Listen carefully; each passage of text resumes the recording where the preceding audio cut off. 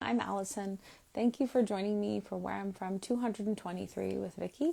Um, we were just on and it went haywire, so now we're back. So hopefully this time it'll work.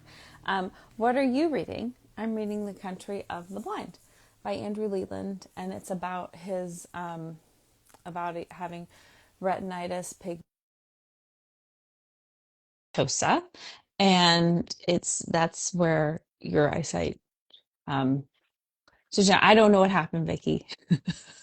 I don't know, but can you see me? Can you hear Yes, me? you're Okay. perfectly fine. It just like Okay. totally froze up and it booted you off, I think basically. So I was Yeah. like, okay, I'm just I gonna start over. well, we started off strong. We did. Here We we are started off again. really strong. And that gave me an opportunity to go back and see what his condition was in the country of the blind so I could say it instead of being like, oh, he's going blind. So I was able to um check. So great book, by the That's way. good. Um, but we met because of Julie Cantrell, and you're here to share your poem. And is there Yes. anything else that you would like to share before you read it?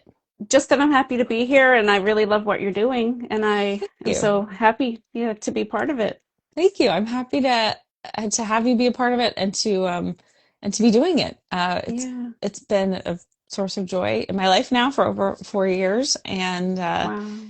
it's fun because I repost the poems themselves over time. Like I'm at 117 with those, and then now there's a podcast which started at one and is now at about 18, and one of the women was like, "Oh, it's so cool you're still doing it," because she was 200 ago. Wow. Yeah, no, I think it's a movement. I'm so glad to be part of it. Oh, thank you. I hope there is a movement about valuing our own voices and our own stories and therefore valuing other people's voices and Yeah, stories. And I think, definitely. the more we treat ourselves and our stories with care and respect, hopefully that like goes out into the world and you treat other people's with that same care and respect. I think Definitely.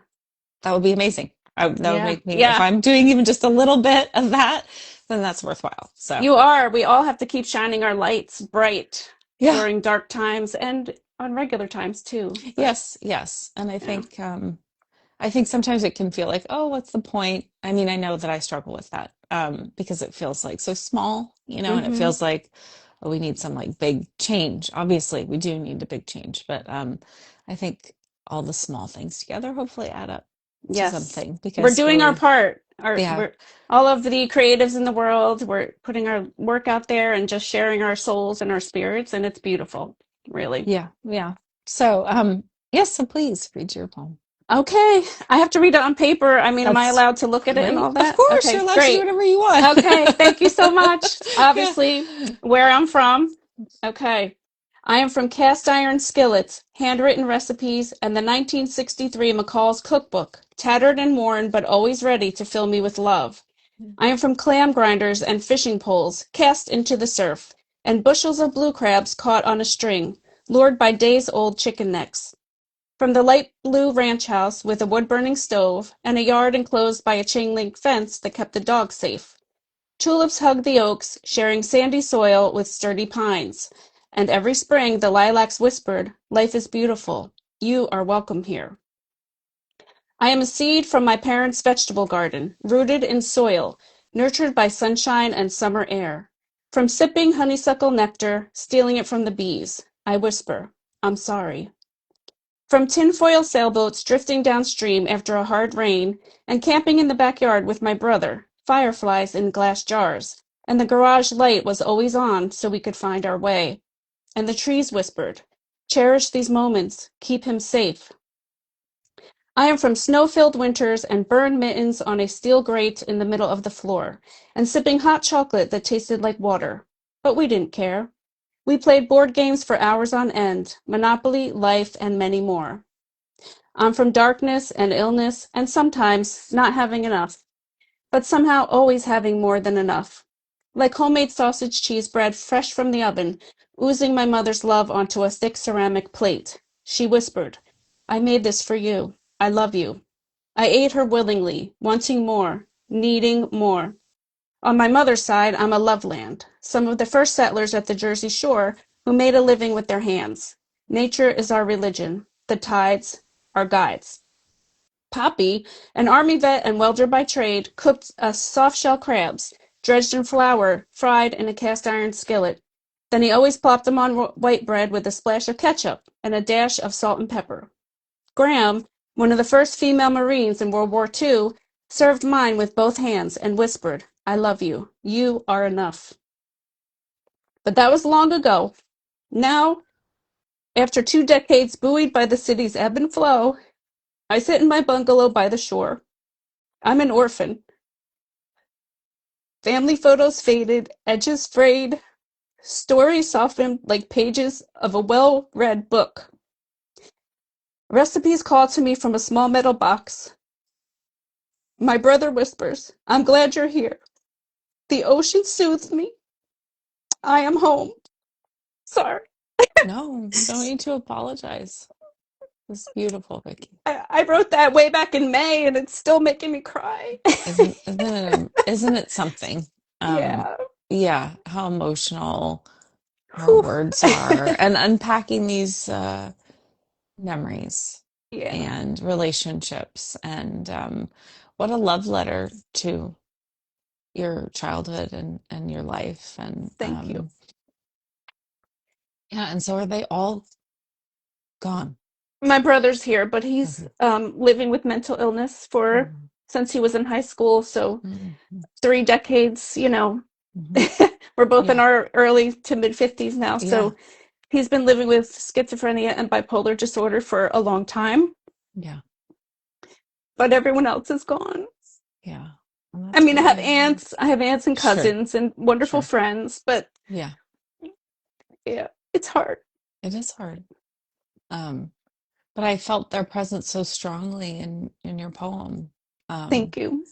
yeah, I was leading a conversation about grief and the holidays with Lynn Shattuck, who co-edited the Sibling Loss anthology that we released, and we were talking about how I feel them Mm, when you talk about them or write about them. Like I do feel. I think that's part of the emotion. It's the hmm loss, of course, it's the hmm loss and the grief, but I think it's also like I always feel like there's some where like thank you for bringing me into the space, you Right, know? exactly. And, you know, where we've come is so important. It shapes us for who we are today. Hmm. So, Yeah. So, I mean, what a beautiful acknowledgement of all that they gave you. yeah. Hmm. I mean, I'm very happy to be here and back home in New Jersey now, closer to my brother again. I was gone for almost 22 years. So, Oh, interesting. but I So you mean, left. yeah, I was in the Washington, D.C. area Mm-hmm. for almost 22 years, but I came home almost 2 years ago now. And it's great to be back at the shore and close to my family and friends and just being by the people who matter because life is so short. Hmm. It is. Yeah. Surprisingly so. Yeah. Hmm. Yeah. So what was it like for you writing this poem? You wrote it back in May? Yeah. Or Hmm. even April, whenever Hmm. Julie, yeah, it was in the spring. It Hmm. was, well, it's like ripping a band-aid off. You know, old wounds that you think are down, buried in there, Mm. they just came out. I mean, I cried for days when I wrote it. No, Mickey. And I didn't look at it all year until a week or two ago because I knew this Mm-hmm. was coming up Mm-hmm. and I was surprised that it made me cry again. Mm-hmm. And I'm like, I'm not going to cry today. I'm not going to cry today, but Mm. you can't help it sometimes. It's No, just, I think it's hard. yeah, it's like a I wound that never heals. You know, grief is with mm-hmm. you forever. And Mm-hmm. um, we all have to deal with it in one way or another. Yes, And, absolutely. you know, we just go on and do the best we can. But writing it, it's cathartic, but it's also ripping it open and making you really Mm-hmm. face it again and really think about, well, who am I? Where did I come from? What Mm-hmm. shaped me? What special memories do I have, you know, of those times? So it was a great experience to do it. Still, yeah, very surprised that it's still making me so emotional. Yeah, I read in the same workshop, I read a letter that I wrote to my brother Michael years ago now, and I cried at the end. I mean, Mm. I've read it a bunch of times, and I am very, I mean, I talk about Michael and his death a lot with this book, and um, I don't know, I think this time of year too is, It's extra hard. yeah, Um, yeah. yeah. But I mean, I'm lucky I'm home now, so I don't feel so alone, and Hmm. I am Hmm. with my loved ones and my friends, and that Hmm. does help a lot. But yeah, it's just something, grief is something that's always with us all the time. It's a bittersweet time of year, so it's extra hard probably to for me to have done this at this time. But Yeah, no, hey. I think it is for sure. And I, I think sometimes when you're little, which is what we're writing about often in these poems, it can be less of a bittersweet time. So we're also reconnecting with Hmm. this kid, I mean, Hmm. who, was about Santa and presents and family and food. And, now it's about what's changed or, Yeah.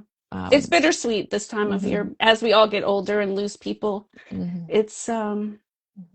it's rough, but same thing. I try to keep it positive. I'm here Yeah. crying with you now, but in general, I try to keep it positive.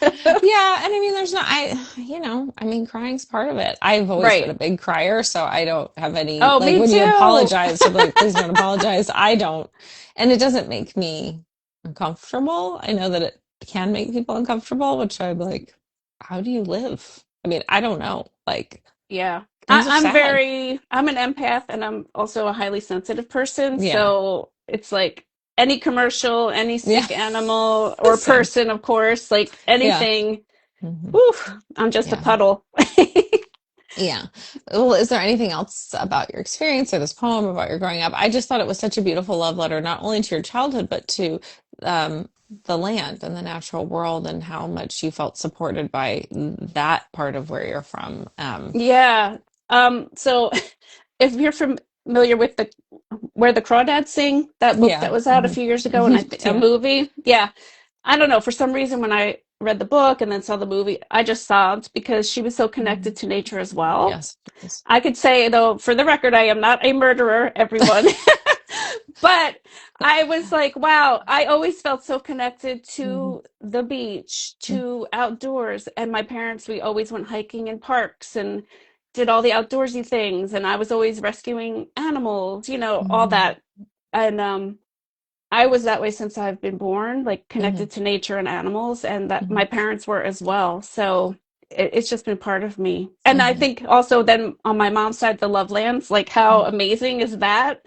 Hmm. And they were all crabbers and clammers and Hmm. fishermen and stuff like that. So Hmm. it definitely shaped me, and that's why I moved back home because I really missed being at the shore. Hmm. Yeah, and it must be interesting. I mean, I grew up in Newport Beach, which is California, which is very different from the Jersey Shore, but is also like can be a very touristy place, Hmm. And it's funny being from a place that, like, I would imagine with the Jersey Shore, like, a lot of people are there in the summer, but then now Yeah, it's quieter. it's yeah, it's so nice this time of year. Yeah. It's beautiful. Yeah. But tourism is important. I'm not going Yes, to of say it's course. not, No, but yes. yeah.